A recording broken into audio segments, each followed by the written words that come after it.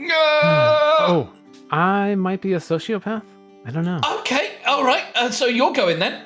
Yeah, let's dive in. Listener, it's a Brandon episode. It does not have to be the entire time. We are overdue one. So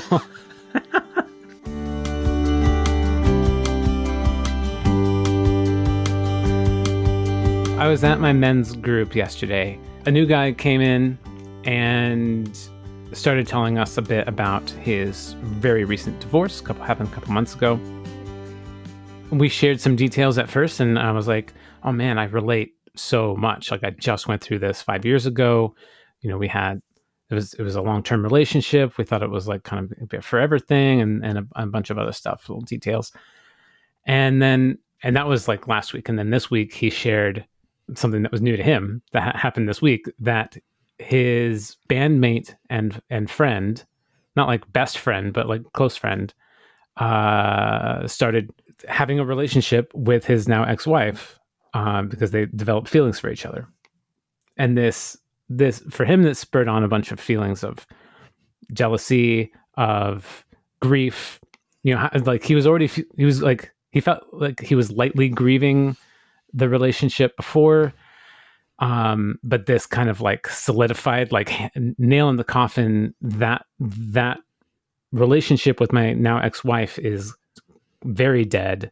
And so now I'm like rock bottoming. I'm really feeling the grief, and also maybe grieving, you know, the loss of this friendship, and because it feels like a betrayal.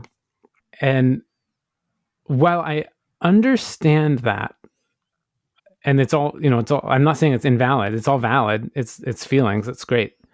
The majority of the room, except one guy who agreed with me, were commiserating and were like, oh man, that's a hard blow. And that's, you know, like, oh man, how could he do that? How could you stay friends with that guy? And these things. And here's where Brendan's not the hero of the story. Although I think everything went great. I was like, you know, I feel like you know, based on how the room is presenting, I feel like I might have the sole differing opinion here, but like, he initiated the divorce, you know, because of things that she was doing, but like he broke it off. Not to say that you know, there's fault or anything, but he made the decision. That's all there is to it. Nothing extra on that. And still cares. Obviously, he still cares for his ex-wife, and because he's not a sociopath. And then he also cares for his friend, and he knows his friend is a good guy, and he knows that his friend understands some of the context with his ex-wife, because they talked about her and their marital problems before they got divorced. And now his friend and his ex-wife are together, and it's like, from my perspective, not from his perspective, from my perspective, when I'm thinking about if that were to happen to me, or if I were to see that in a close relationship, I would be so happy for them, because I know that my ex-wife needs support, and there's a good guy there to support her, and he knows what he's getting into. I saw no,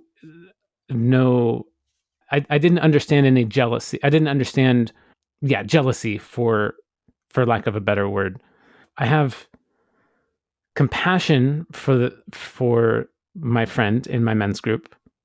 Like, I can tell that he's feeling a lot of feelings, and it's really hard, and he's crying a lot, and he has to go through it. And there's no shortcut. And that's really the thing. And that was what I said in the moment too. Is like, it's not that you have to fast forward or get over these emotions or anything like that, but like, there may be a time where you feel like happy for them that they have each other, instead of angry and bitter about it, because I mean, you wanted to move on too. It's not like somebody took something from you. So it's not even jealousy, because jealousy is a fear of losing something that you have. The reason why I wondered if I'm a sociopath is, I was telling this to Margaret last night, and it's been a thing between us before that I don't feel jealousy. Like, I think of myself as polyamorous. Only like I've never practiced it, but it resonates with me. Like I kind of feel open and free love for everyone. And if my partner were doing something without my knowledge or consent, but they were having a good time, I would just be happy for them because they were having a good time. It wouldn't feel like it's a personal affront to me, whatever they chose to do. And then so in that regard, I don't feel jealousy. And then Margaret was like, well, then that kind of makes you a sociopath in that realm. Not broadly, but like in terms of jealousy, you can't feel empathy for a person because you can't feel that feeling. I'm not connecting those two dots. The thinking face. Yeah. I'm not connecting. And this may just be me, but I'm not connecting empathy and jealousy there, because you're saying you have got empathy for. I've got compassion. You've got yes. Well, empathy means I feel it. I think that's what Brene Brown says. Okay. Yeah, I don't know. Sympathy. I don't know where empathy comes in that particular love triangle. If we are talking about someone being aggrieved, if we're talking about someone, cheating on someone else, or are we talking about, if we put this into a situation, give me a situation here, Brendan, where someone else might feel jealousy, but you don't. A shining example would be cheating. Yeah, and that's what my mind went to straight away. Yeah, that's like the big one. Mm-hmm. And yeah, like I mean, for one, Margaret kind of can't cheat on me because I've already said like it's fine if you do. Like there's no rules on my side. I kind of like pre-built in. I'm invulnerable to cheating, but like now I'm invulnerable. Now. My friend Brendan. Now, watch her go and cheat on me, and I break apart in a million pieces. Well, you see, part of what I'm interested in here is,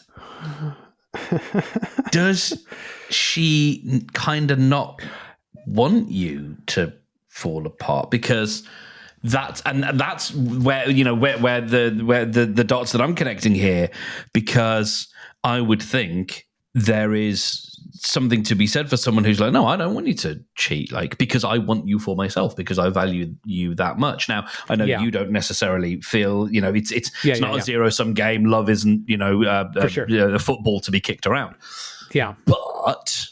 And that's kind of the thing. Like, I get that completely. Like that feeling of like the narrative of, oh, you love me so much, you can only stand for me to be with you.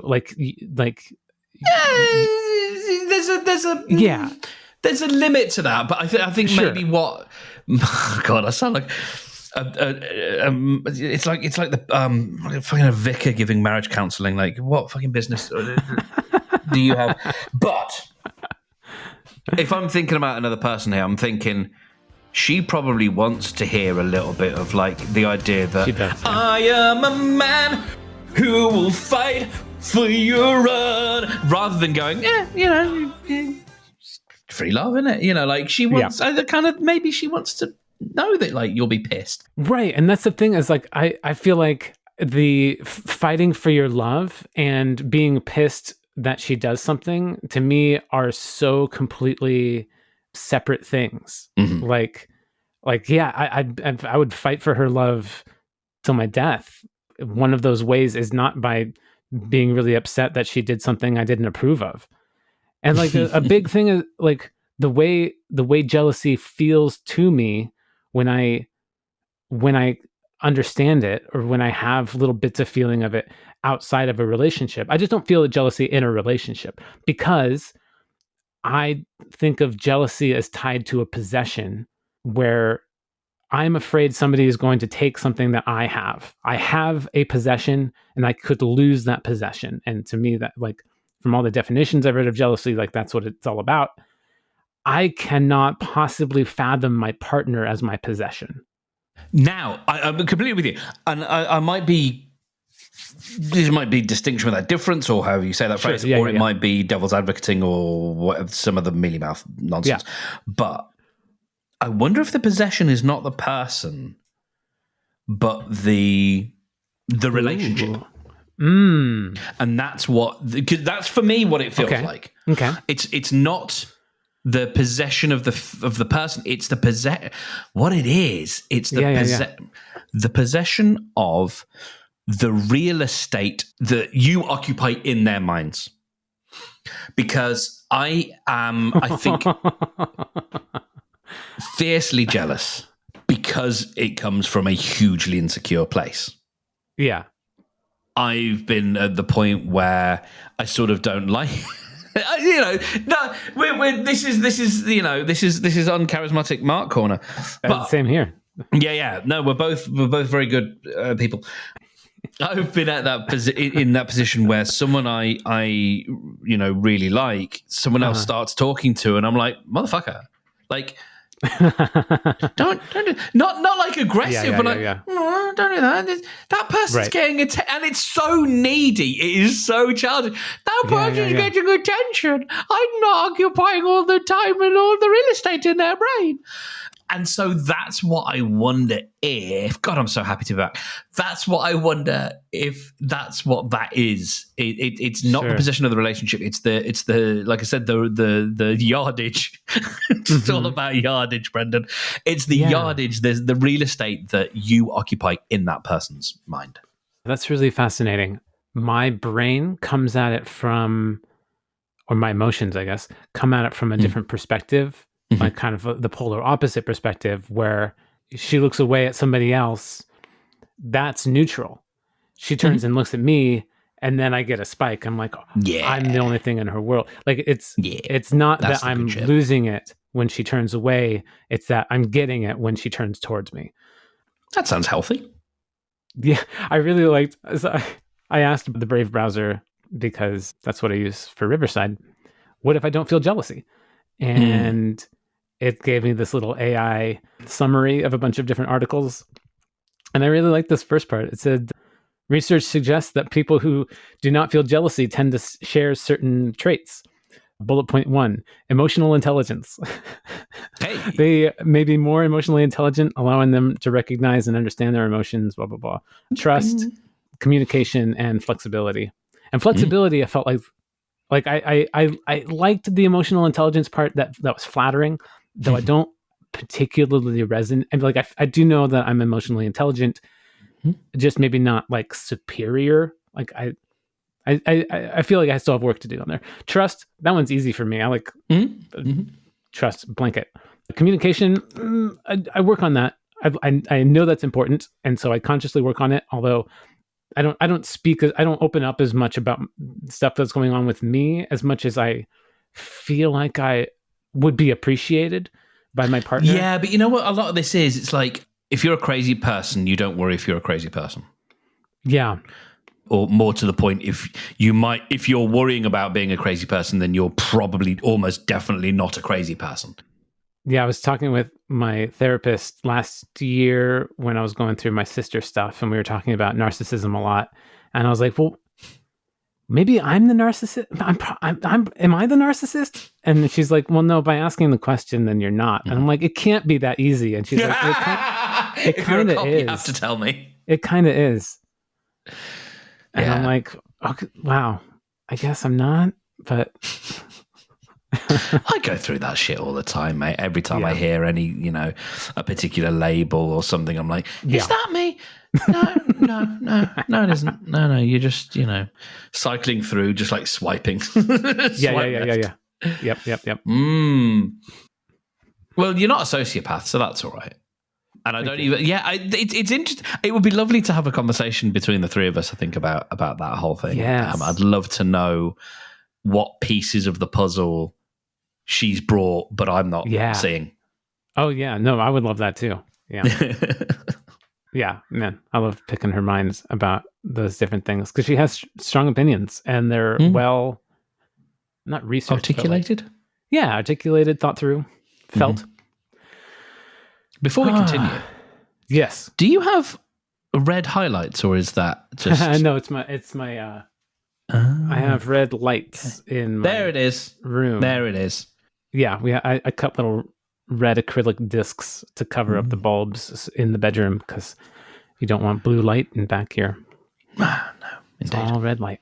Though I did move. You probably noticed my background has changed. I did. So, oh my God, did I tell? Oh, I haven't told you about this. Oh, dude. Speaking of Margaret and me, we now sleep in separate bedrooms. Things are great. Let me back up. Oh God! Don't do this to me. I'm so invested in this relationship. It's actually going really Like great. Ross and Rachel. Like I was really legitimately sad when they broke up. We're not breaking up. Oh, not a chance in the world. So I started editing this new podcast. It's called the Anxious Love Podcast. Margaret has been listening to it for a while, has found some good stuff from it, and I've heard a couple episodes here and there that she's shared with me, and it's good stuff. And it's like it's mostly for a woman's perspective in a hetero relationship, but there are a lot of good lessons a guy can learn from knowing what the woman should do, and so I really enjoy that aspect. One of the recent episodes was about menstrual cycles and PMS and trying to navigate the best way through the cycle and optimizing things so that you're not blowing up at your partner and things like that. A listener, a fan of the podcast, had sent in a message about a Jewish mitzvah where during a woman's menstrual phase, which is the bleeding phase, she sleeps in a different bedroom. There's no intimacy between the partners. She's not expected to do any chores or be doing anything. It's her time for rest.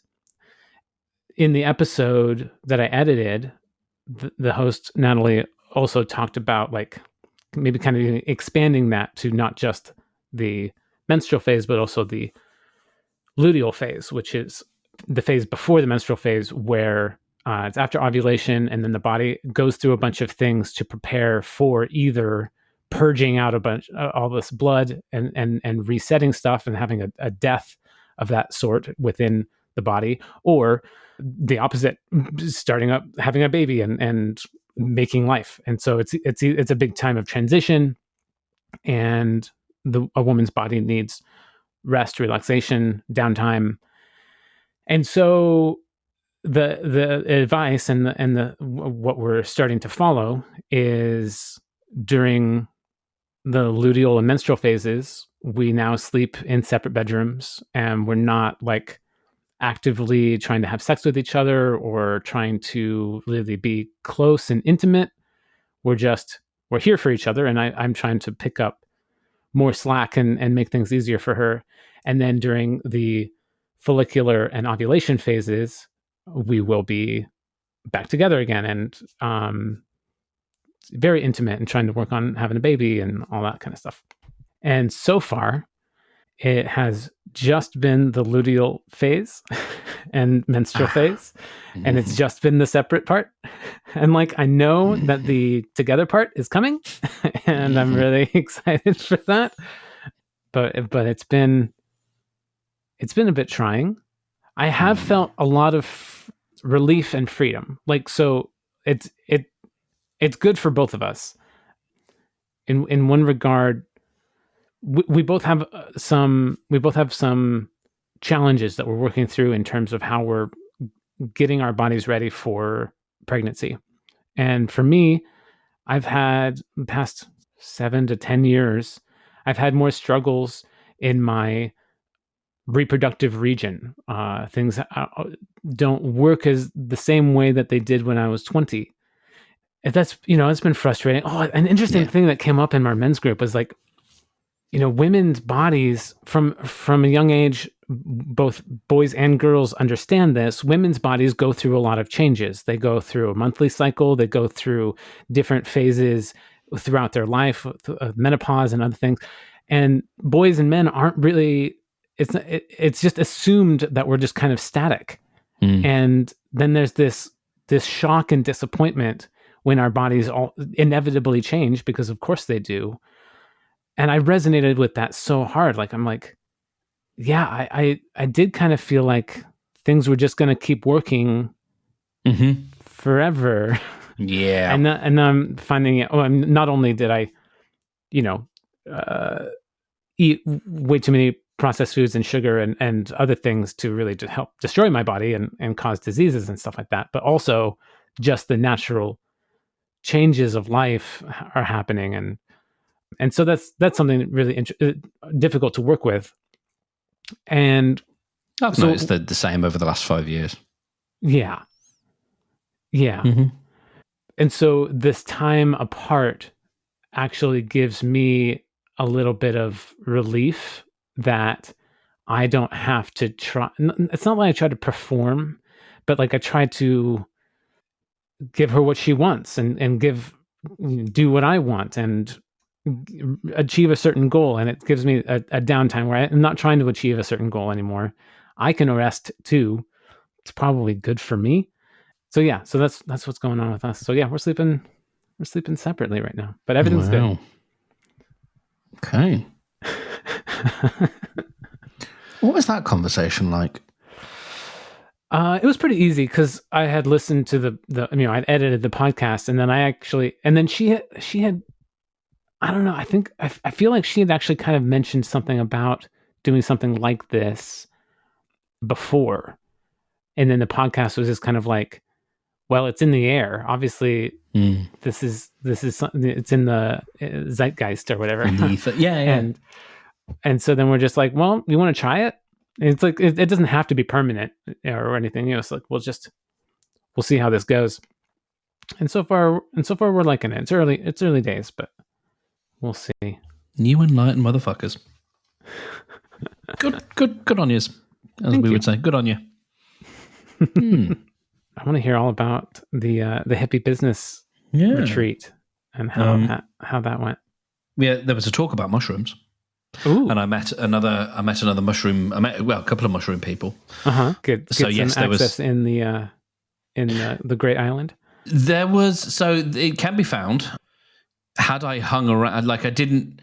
Sure. Like I asked so one of the mushroom people, well, that's not what I'll refer to them, like what should I sort of watch out for, that kind of thing. And like I know that when we do our thing, I know that I will have a safe guide.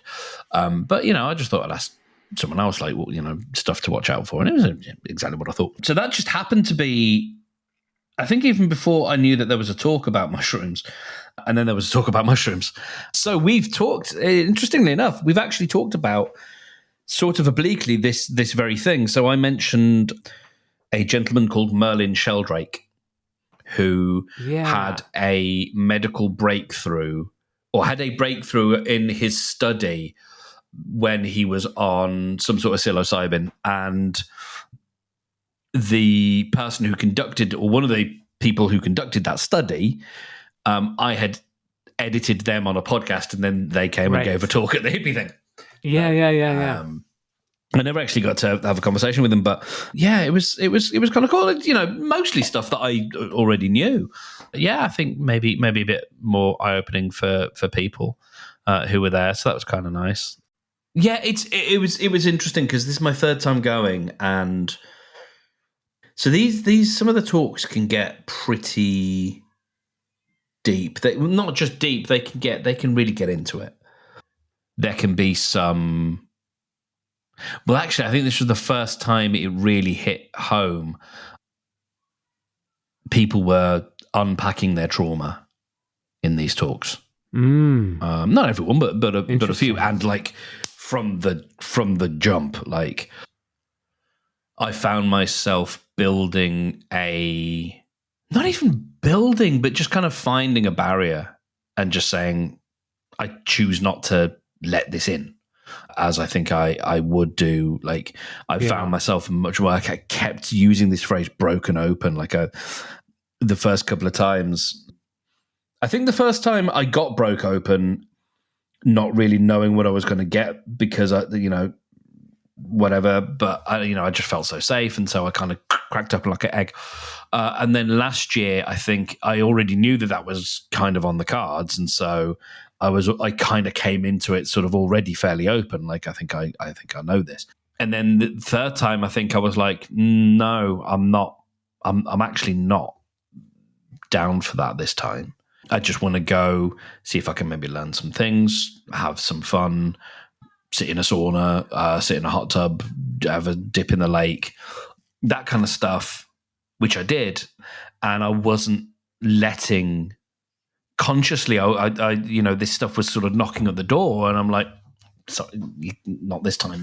It's not that I don't care. Of course it's not. It's not that I don't have compassion. But I'm being a lot more stable or stabilized with that, rather than kind of getting, for want of a better expression, dragged under by it. And that was an interesting thing, just like kind of being there, but also just building a kind of protective layer around myself. And so I kind of skipped along the surface like a stone, really, of the whole kind of weekend, rather than sort of being buffeted and being rediscovering myself. And one of the things that has become more and more solid is how at this time in my career or my life, whatever, like a lot of the stuff people go there to find and to discuss is capital P purpose. Mm-hmm. And I was definitely there for that last year, and I was definitely there for that the year before. And I wasn't this time, and I am not. I am here to just... Small is a word that keeps coming back to me. It's just like small life, like small little dreams, little hopes, little plans, little sort of small goals, things like that, rather than and little ripples, local or just niche. I don't even like the word niche, but like, rather than coming away so funnily enough, this week I edited an episode of a podcast I was on. So I was on a client's podcast. I think it's happened 3 times so far. Actually, it's more. Anyway, I edited an episode of a client's podcast that I was the guest on, and it was recorded in, I think, it's a few weeks after summer camp last year. And there was this whole thing about Mark Steadman, creative coach, and all this gubbins. All this it wasn't gubbins. It was very, heartfelt, and that's what was, as the kids say, alive for me at the time. Yeah, accurate descriptions. Yeah. Accurate descriptions. Yeah, I was listening to that, just sort of not massive changes, but definitely where I am and with what I'm doing right now. I have aspirations. I have things I would like to achieve, things I'm working towards, but they're small.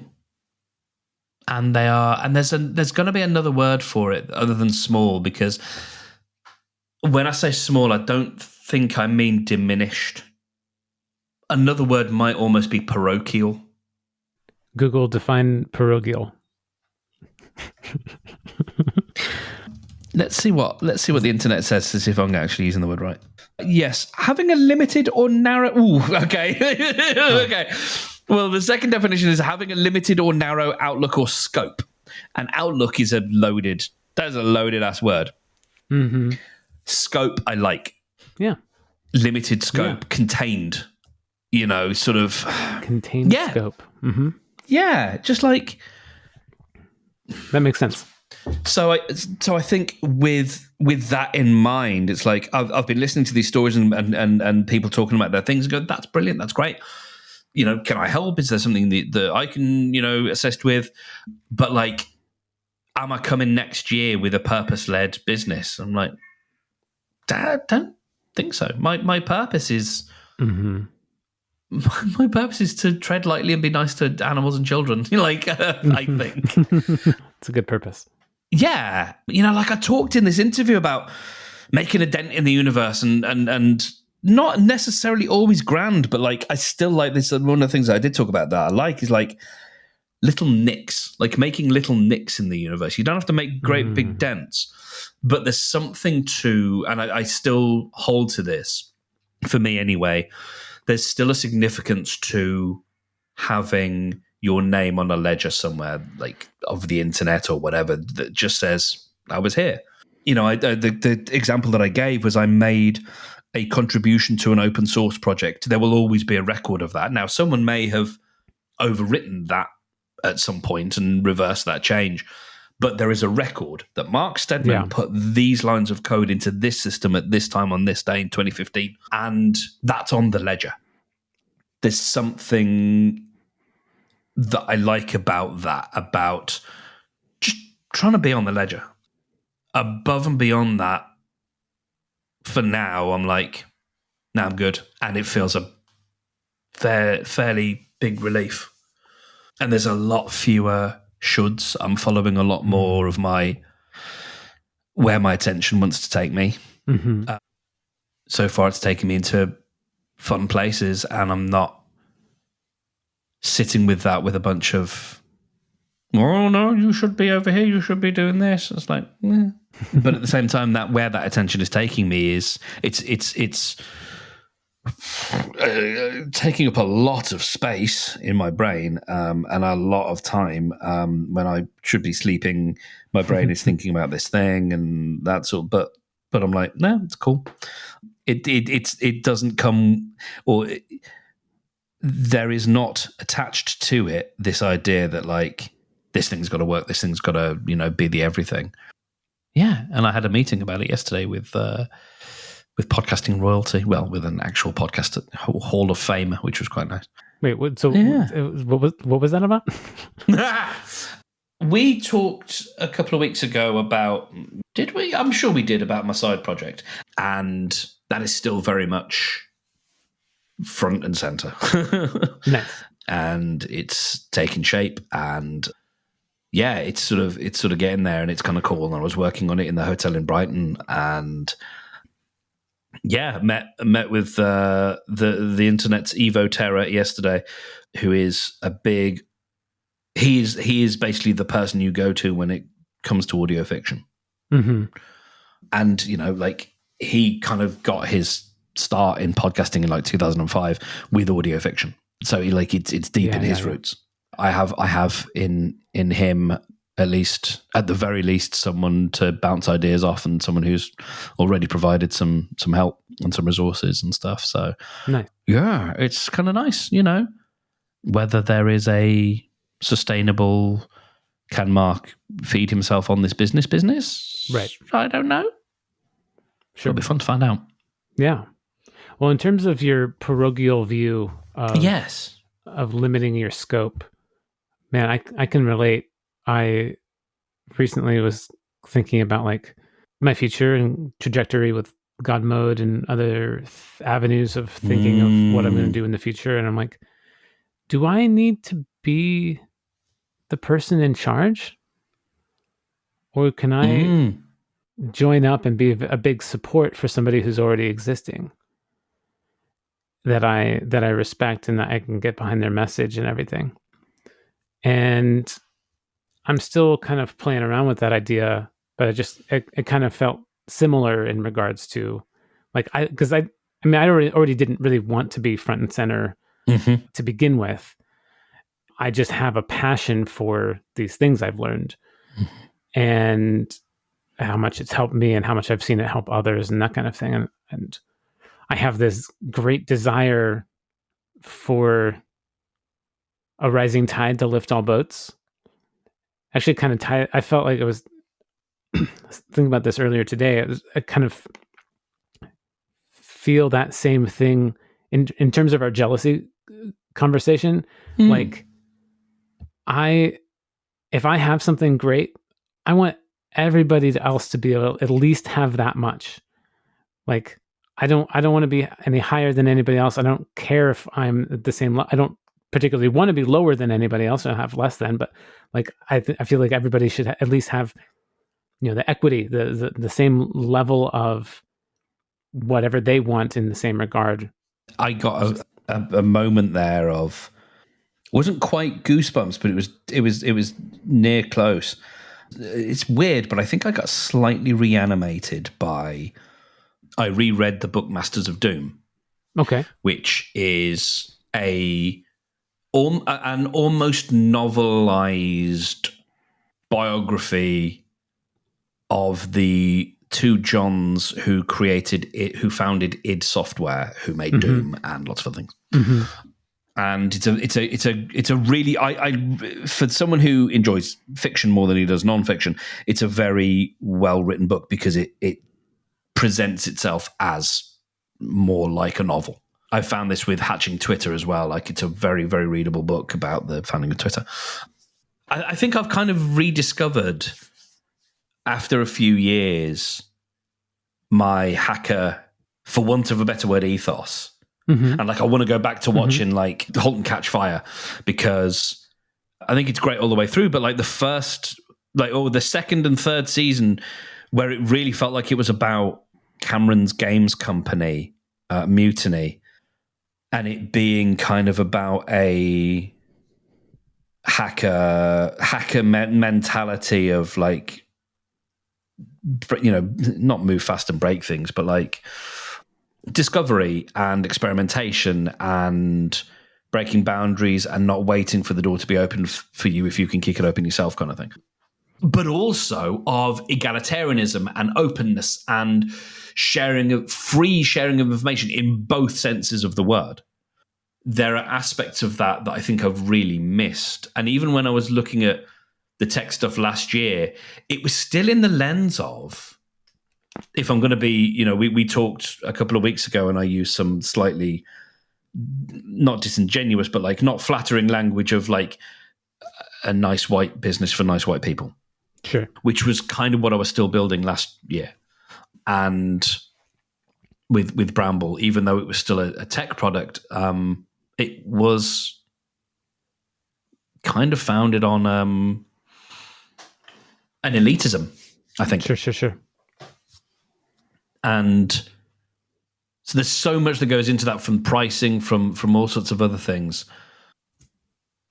And I think part of why I'm more animated now is some of that, like what I used to describe as piss and vinegar is kind of coming back. But it's more than that. It's not animated by, I keep using that word, but it's like it's not necessarily coming from a place of frustration, but there is definitely something of the sort of earlier internet. And the reason I bring all of this up is I love and it's funny enough. So John Carmack, one of the co-creators of id, and like the guy who made the engine that made all of these games run, he had a thing called the Hacker Diet, I think. Mm-hmm.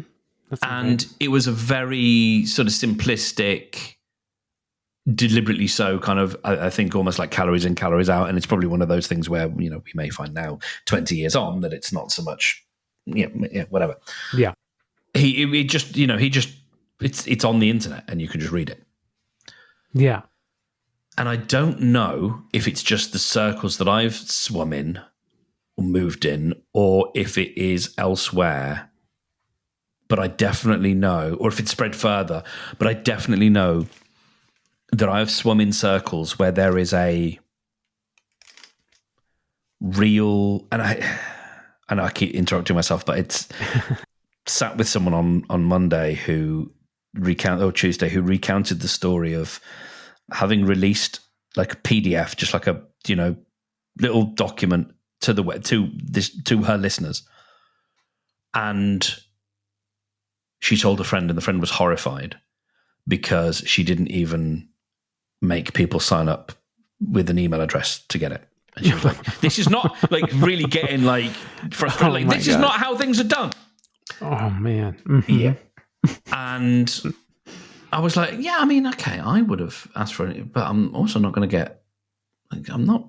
It's not like the only way to do things. I'm not going to chastise somebody for giving something away for free. Like, yeah, and then the free was fine, but like not even asking for how could you not even ask for an email address? Right. Well, that's a cost. Yeah. Yes. Absolutely. Yeah. It's absolutely. It's another barrier, and it's a cost that you have to pay before you know if the thing is any good. Yeah. Which is how you buy most things in Venice. But anyway, where? That's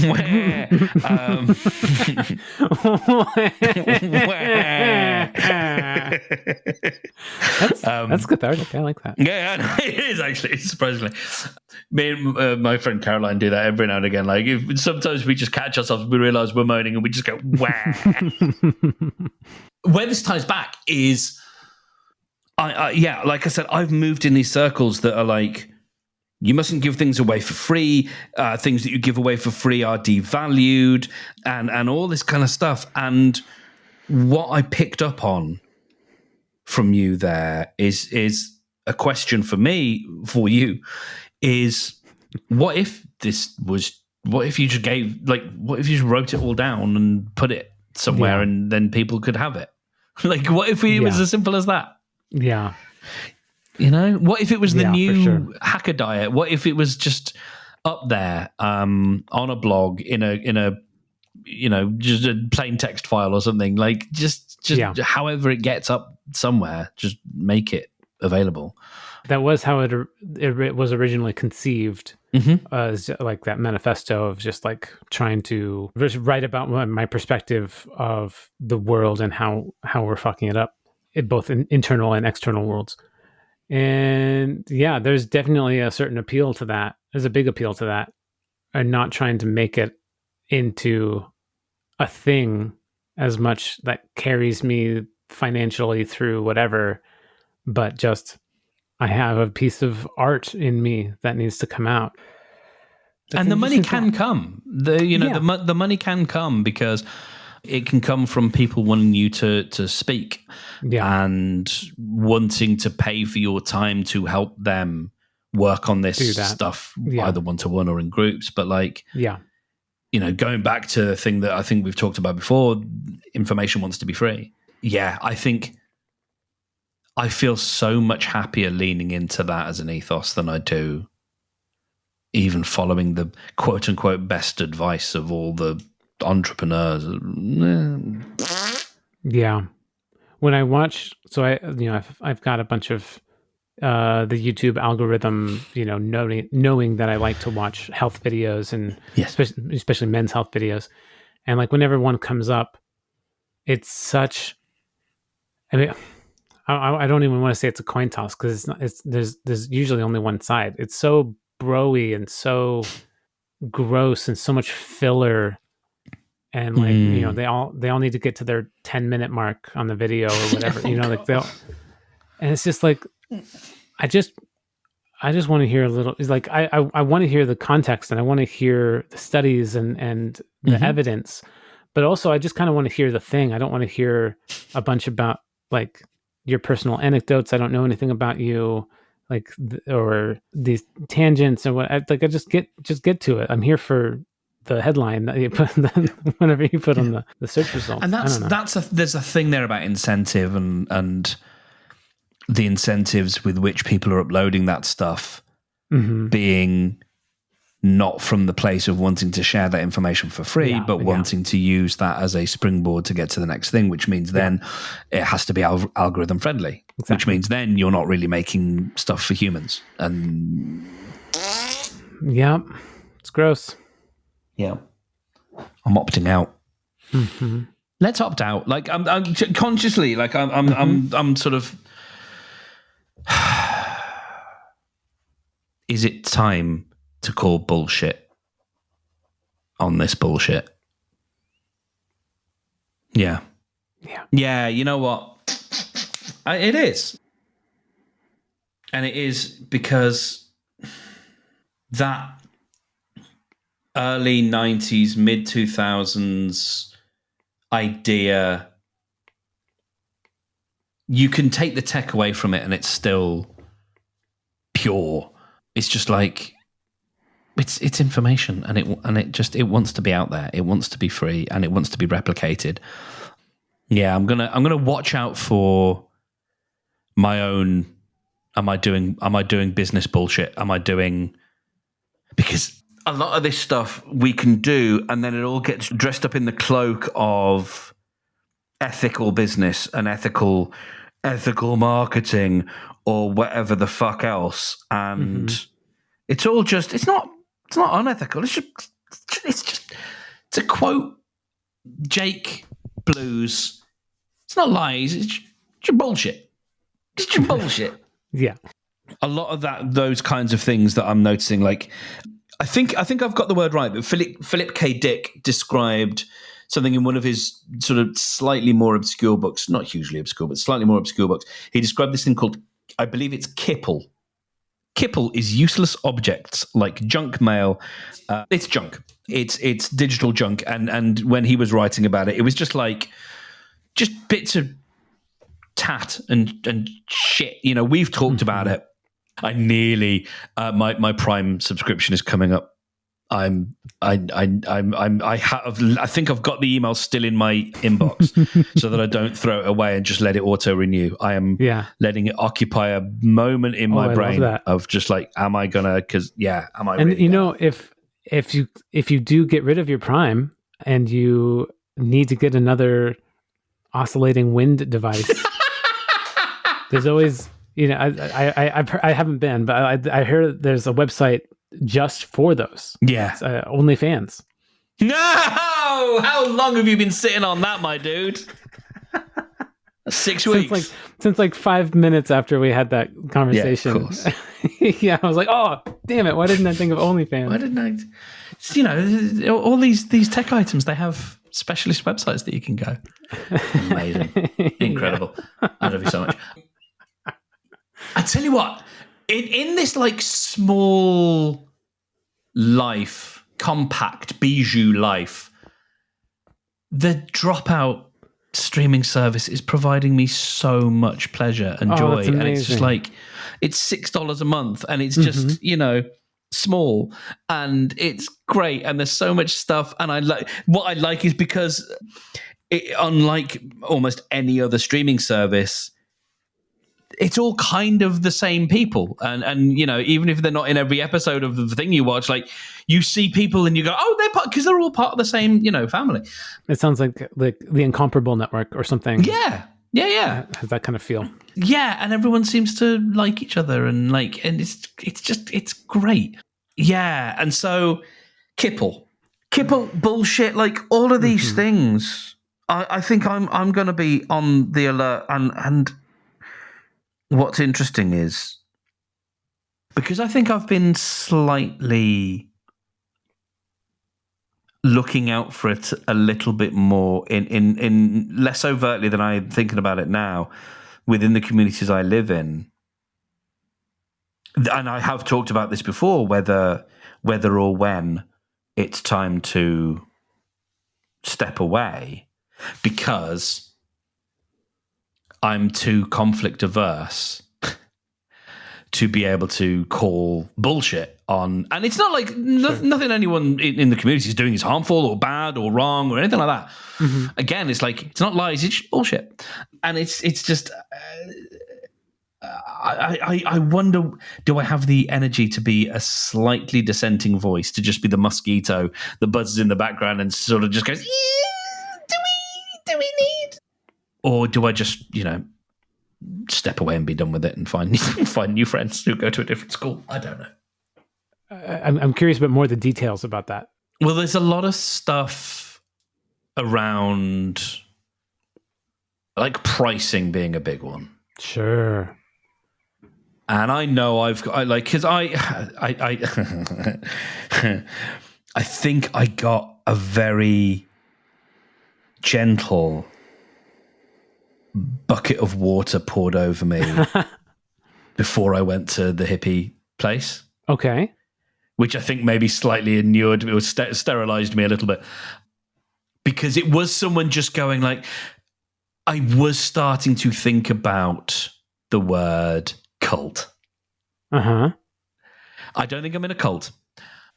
And everyone who is in the thing that isn't a cult has genuinely good intentions. No one is, there is no, Messiah complex. No one is trying to say, you must all follow me. All that is, no, definitely not. But there are aspects.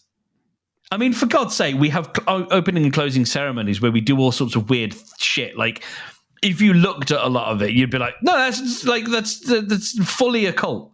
Like, it is 100% definitely a cult.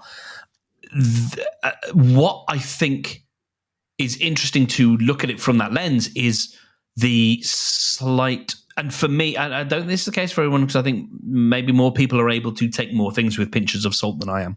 I tend to be I'm either in or I'm not. I'm not. I've never really been an equivocator in that regard to sort of, I'll take a little bit of this and a little bit of that. I tend to be in or out.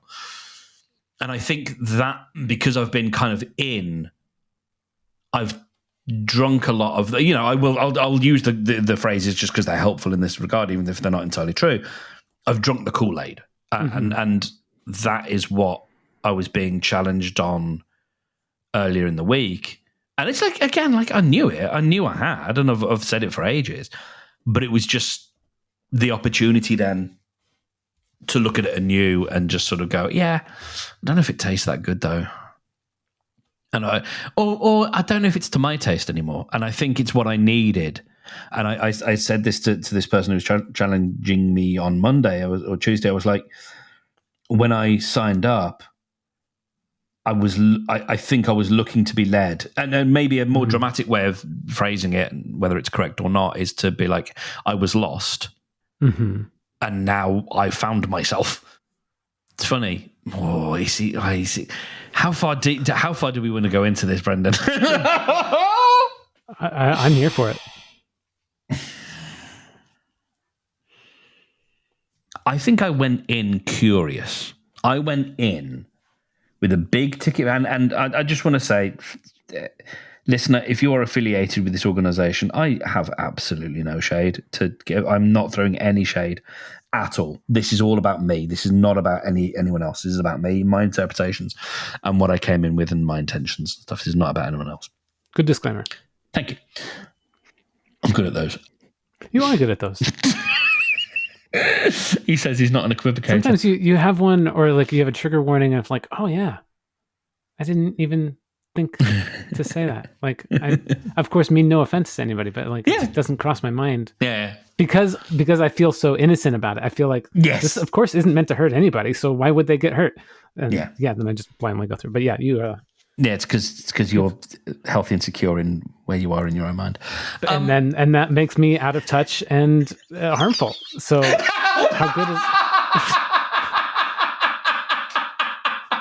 how good is emotional intelligence? I guess I don't know. Oh my god, it's like a gyroscope. It's always spinning, like it's never at rest. Never. No, there's always more work to do. Oh god. Okay, so no shade. No shade at all. No shade, no lemonade. I went into a fairly high ticket item because I was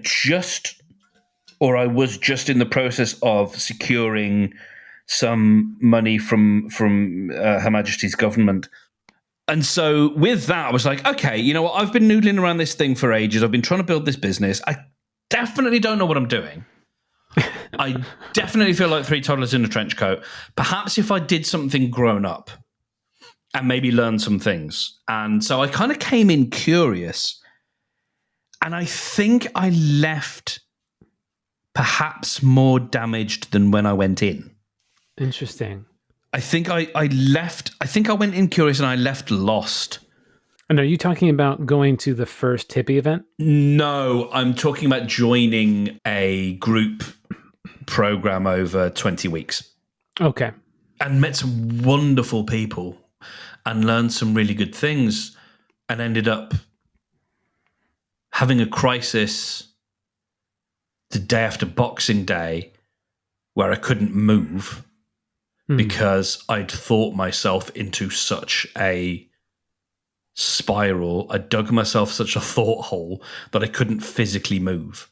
I ended up selling the business because I knew something needed to change at the time. And then I think I heard one or two voices, talk about things, and I think I went, oh, perhaps that's what it is. Mm-hmm. For the last few years, I think I've been moving to the beat of so many other different drums, different people's drums. Yeah. Not trusting my own. Yeah. And that's why the disclaimer, because I can't blame the drummer. And I don't blame the drummer. They're just drumming. It's up to me whether, they're not a Pied Piper. They're just there doing, playing their song. And if I choose to go with them and go into the mountain, then that's on me. And even then, I'm not suggesting that. Yeah, okay.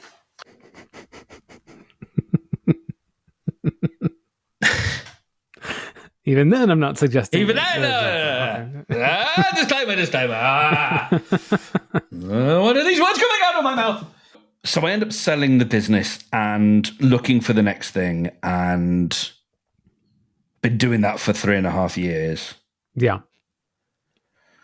And have been all sorts of different levels of kind or unkind about that to myself, myself. I've been thinking a lot recently about this feeling of coming full circle. And I think it is in that kind of 22-minute sitcom Dan Harmon story circle kind of like, definitely picked up some stuff. Mm-hmm.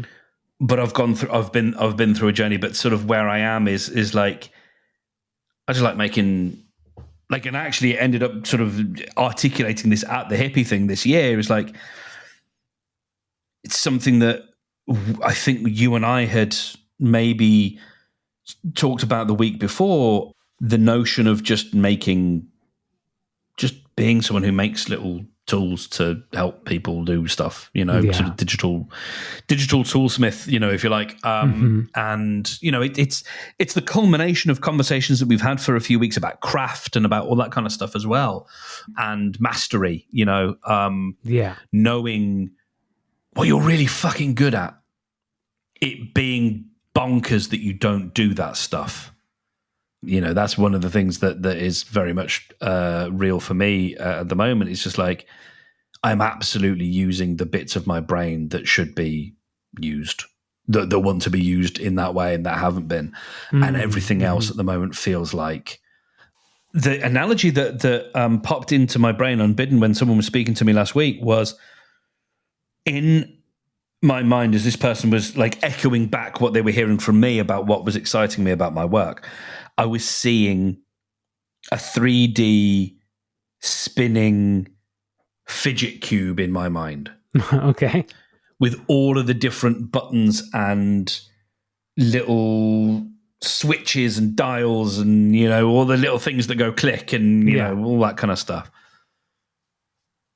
And feeling like I am a mental fidget toy in that I've got all these dials and buttons and knobs and levers and funky things. And, oh, look, if you press that, this thing pops out and shunk, and it's cool. Mm-hmm.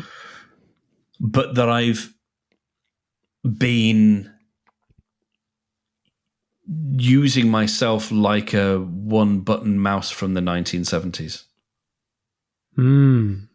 There's all these functions that are there, but I've just been funk, like just sort of this one kind of funk, do that thing. And no wonder I've been searching for other stuff, because there's this whole other bit of my being, my psyche, my whatever, that's just like, I'm spinning my wheels, I'm going insane because I'm not being used. There carries with this some baggage as well of being,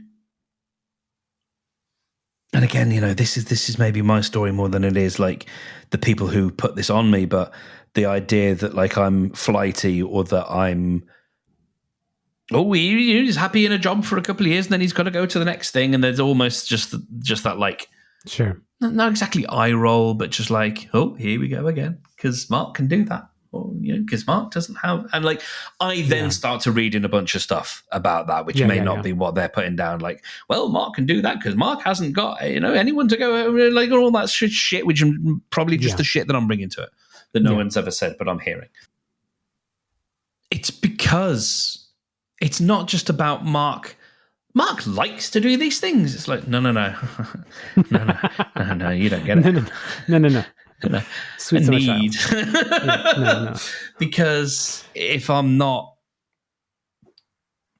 tested to for want of a better word, stretched, it's not just, oh, isn't that nice when you're stretched? It's like, no, because when I'm not, I get miserable.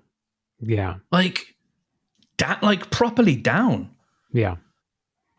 I've been thinking a fair bit about dopamine and the conversations we've been having about that as well. And that's been really interesting, especially as I'm in the process of giving up a substance, and that's going great at the moment because, like we talked about, I'm not addicted to the substance. I'm addicted to the dopamine, and I'm getting dopamine by being a fucking great coder. There you go. So that's where the dopamine's coming from at the moment. So this whole week, it's been gravy. Like it really has been. Oh, dope. I thought I would be a little bit more frustrated than I have been. We've got the weekend to come. We'll see what the weekend brings with it, because it'll be the first time in a long while that I haven't partaken. But I'm not worried about it. I'm kind of looking forward to it because I'm like, because I love that framing of, it's not the substance. It is the dopamine. Yeah, because I'm getting that at the moment. It's pretty good. And then hopefully, my intention is start the gym next week and get some pain in. Sweet. So hit that equilibrium. What's the substance? The particular monkey on my back for the last, pretty much the summer, has been nicotine. Okay. Nicotine in and of itself, basically not a problem, apart from that it's addictive. It's the shit that comes with it. It's how you get it. And, I've told myself all sorts of stories about that, about how I enjoy it, about what it means and this, that, and the other. I had already sort of told myself that I was going to got them if you smoke them, if you got them for the weekend that I was away. And then that was it, and not buy any more. And that was Sunday. And when we've had previous conversations, it's felt like I've packed it up on a Sunday, and then by Wednesday, I'm not feeling great. Sure. And I'm feeling great. Awesome. I have extra reason to want to keep up not smoking, because I now have a blood oxygen sensor on my wrist, as in the watch. Yeah. The new watch. I saw a number that I didn't love, and I'm like, cool, that number should be at least 1% higher, and then it'll be okay. And I'm like, so like I actually have a number that I can look at to be like, nice. That's why you shouldn't do this, because it's going to kill you. You know it's going to kill you anyway, but here's a number that you can look at that actually shows you what it's doing to you. So that's useful. But that's only been in the last couple of hours. I wonder what would happen if I press. Oh, Google. Oh, okay, that's not a great number. Cool. The first 2 weeks are the hardest. So it's cool that you have codamine. Codamine. I have codamine. Yes. Yeah, I think. Yeah, I mean, we'll see, and I'm prepared for it to get harder. But I'm also grateful now that I have a thing on my wrist that I can look at to go. That's pretty cool.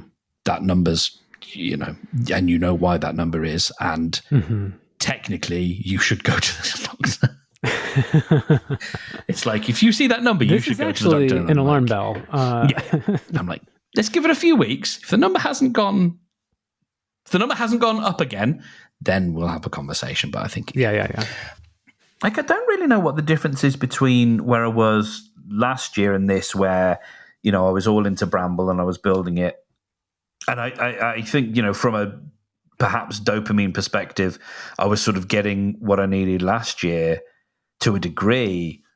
I wasn't doing anything that innovative or different, whereas this time I am doing things that are different. There's maybe less pressure on it this time, because like if I'm realistic, like I don't know if it can make that much money, just because even if it really takes off, like how many people are going to pay for it, that's a different thing. I'm closer now to, not even closer, I am following the beat of my own drum, because not for any other reason other than I seem to do all right by it. It's not an unfailing drum, but it I seem to do okay by it. One of the ways. So I've ever talked to you about who I call Mr. Grey. Enlighten me. Mr. Grey is the name that I gave to the space in my brain that likes to find fault and tell me where I'm deficient or where I'm broken. Mr. Grey is the inner critic. Yes. He's extremely good at it. And it goes beyond, because sometimes it can be criticism dressed up as kindness. Not even kindness, but like, I'm just trying to help you. There's a paternal voice in there sometimes, and it's always trying to show me how I'm broken, or that I need something, or that I'm deficient. Sure. In some way. And I catch it sometimes, and when I catch it, it's like, oh, you... like, it led me to get diagnoses last year that ended up with me sitting with an absolute quack who told me that I have a personality disorder of some sort. I know he was a quack because I then spoke to an actual, like, proper professional, and he was like, no, the two things that he said you are, you can't be both of them. They're different things. You can't be both.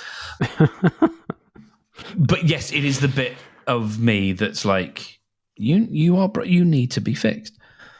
I think it might have run a really long con over the last few years in terms of telling me that, like, no, you can't follow the beat of your own drum. Or even the idea that you can't just figure it out. You can't just go building the business that you're building because there is a grown-up way to do it. And then you start speaking to the people who are supposed to be the grown-ups, like, oh, no, no, there isn't. There actually really isn't. Yeah, sure, you could go to business school, but that's a wholly different thing. And plenty of successful people in business don't go to business school. So that's a nothing. And so, having unequivocally learned that there is no correct way, there is no, path that I should have walked. No. I was walking the best path that I could at the time with the tools that I had and all the rest of it. And, I know where I could have done better. I know whether I could have helped myself more, and that's fine. Paying thousands of pounds over years didn't teach me that. It might just be that after 4 years, because it is actually, it is, in fact, I think, around the exact 4-year anniversary from when I started that program. Mm-hmm.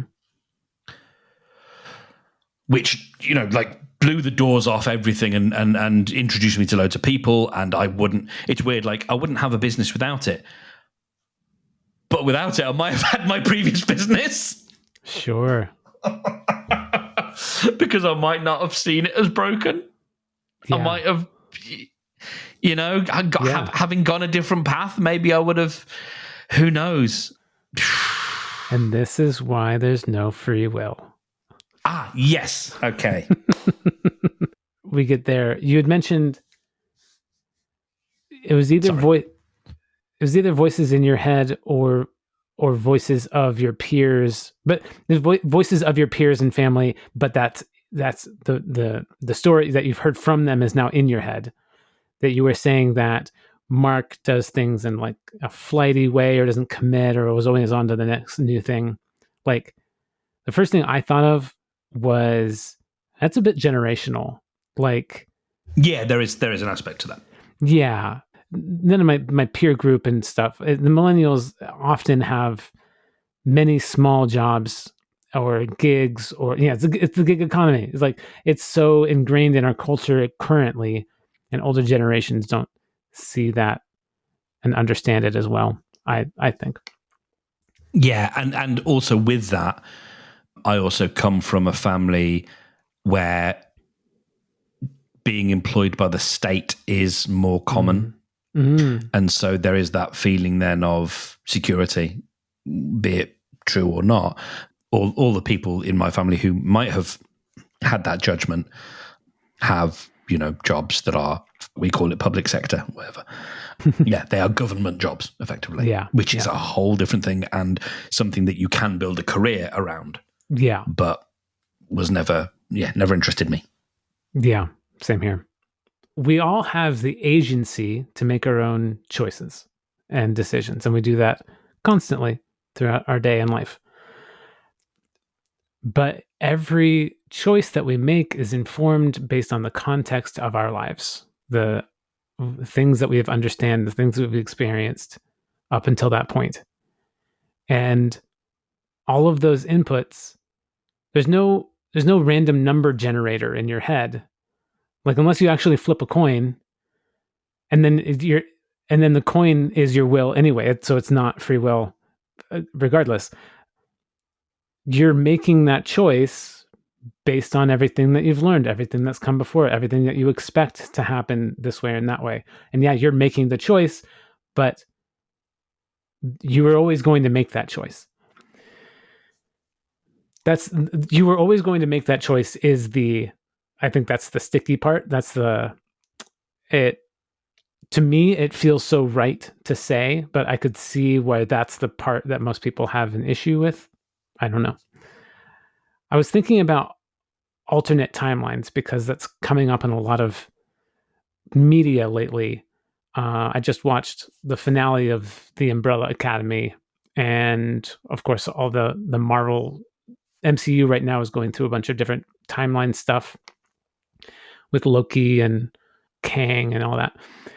And what I realized, an alternate timeline is kind of this kind of romantic idea of what if things could be different?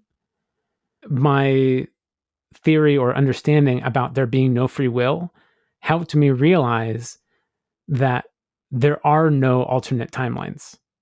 Yeah, because if you don't make a choice, you can't spin off another timeline. And also time travel is the desire to take your contemporary context into the past. And, or at least, if you want to travel backwards, if you want to travel forward, people don't usually want to travel forwards. They want to fix something that they did wrong because they're thinking about it with the now context. And if I was me now, then I would do things differently. Well, yeah, of course. But that doesn't change the fact that you were always going to make that choice because you made that choice. That was the choice you made. So it was always going to be the one that you made. So don't feel bad about it. You make your choices based on the context that you have. You do the best you can. Everybody's nobody wants bad for themselves. So they're not trying to do things to hurt themselves. Edge cases, exceptions, blah, blah, blah. I don't feel bad. I think I probably have. Sure. Or, questioned, whatever. But yeah, I can dig it. I was talking to some people in the field, in the actual inner field over the weekend about that notion that we've discussed before, that you sort of can't make a wrong decision, the wrong choice, because all the choice that you make is based on the data that you have available at the time. It's the same thing, but I'm almost viewing that from a retrospective point of view of judging the decision, and you're coming at it from more of chaos. A thought that had come to mind was chaos reminds me of this at least, but anarchy. A lot of people think of anarchy as no rules, everybody out for themselves, savages, they hurt each other. But what anarchy really is just no governance. And there's still hierarchy, there's still structure, there's still leaders and followers, but there's just not some big brother. There's not some massive organization that dictates for all without, so it's much more about smaller communities in the same way. So, yeah, here's to a smaller footprint, and you know what the big thing is? A smaller desire, a diminished, if anything is diminished, it is that desire, that sort of attachment to a bigger, more impactful life. Like right now, I don't know what's changed, but right now, I want to find words other than humble, because one must not use that word about oneself. How very humble of you. I know exactly. I'm so humble. My God, you wouldn't believe how humble I am. Just hashtag blessed. And I tell you what, I think part of it might just be as well, I don't always resonate with some of the things that I edit, and some of the things that I edit feel like they dress themselves up in humility. And it's always bros. I don't know if it is always bros, but it just happens to be bros that I'm editing. And because no, you know what, it isn't because I've definitely heard it from all perspectives, how incredibly humble and yet how humble and how small these guys' lives are that have incredible privilege. But they're just humble, Brendan. They're just, they're blessed, and they're just here to, they're just walking the path. Yeah. They're just walking the path. Yeah. And we've gone into some stuff, and I feel like, especially towards the end of last year, and with you in the thick of God mode, with me in the thick of whatever the fuck I was in the thick of at the time, depending on the week. Yep.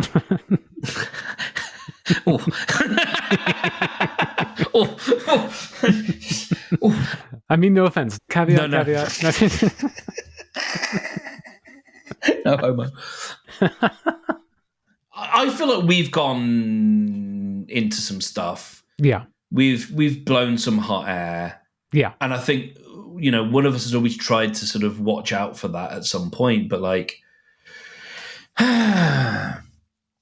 yeah, it kind of comes back to what I said maybe about 3 hours ago about just calling, not bullshit, but like, bullshit. Just like, is that?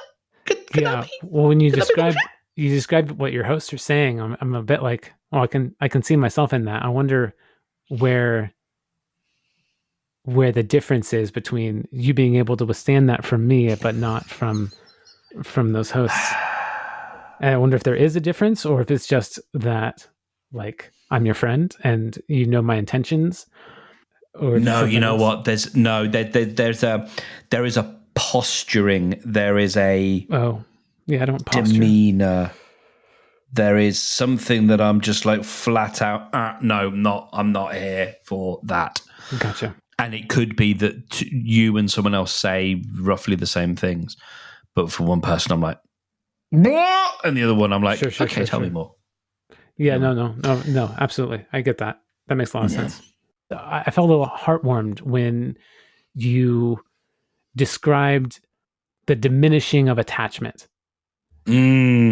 Because as somebody who's been so focused on a Buddhist approach to healing and knowing that attachment leads to suffering, even attachment to good things and bad things, just hearing that the way you described it that way, it was just like, oh, that's beautiful. That's sweet. I really, I'm happy for you to have less attachment to anything. Because it's all it's all going to come and go. Like we have nothing but ourselves, and even that we only have for so long. Even this ego, this ego will go away, and then what? If we're super attached to that, then we're just going to freak out that it's going to go away. But if we know it's going to go away and make peace with that, then we can truly live and love what we have in every moment. I got a little preachy. No, I love it. And that ties in with the concept of forgiveness. And this came up in an episode that I was editing for a client. It's ages ago, but we were having the conversation about it over the weekend. And it's the idea that we don't. If you what's the word? Trespass, to use the biblical thing. If you trespass against me, if I forgive you, it's for me. Yeah. Not for you. Yeah. And I'm letting that go. Yeah. Because, people talk about forgiving people who've done awful things, and you're not condoning that action by forgiving. You are letting it go. And it is exactly that attachment that you're letting go. It's the attachment to the thing that happened. And you're simply saying, good, bad, whatever, it's time to let that go. Yeah. Because it's not going to serve you. Mm-hmm. I really like that connection between attachment and forgiveness, and that being unable to forgive is your attachment to your feeling about whatever that was. Mm-hmm. It's really interesting because when I was going to refuge meetings, by far of the different steps and stages of recovery, forgiveness was the hardest part for all the people there, forgiving other people, forgiving themselves. And for me, I feel just kind of like charmed, blessed, living, whatever, along with not really feeling jealousy. I don't really have a problem with forgiveness, or at least it appears that it comes easier to me than for other people. I've struggled with it in the past before. Now it's easier for some reason. I wonder why. Thank you. And as always, correct me if I'm wrong.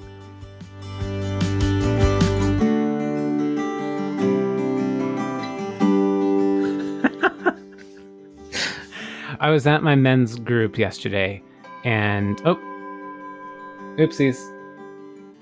Bong. I'm gonna turn off my finish. There we go. That was my beans timer.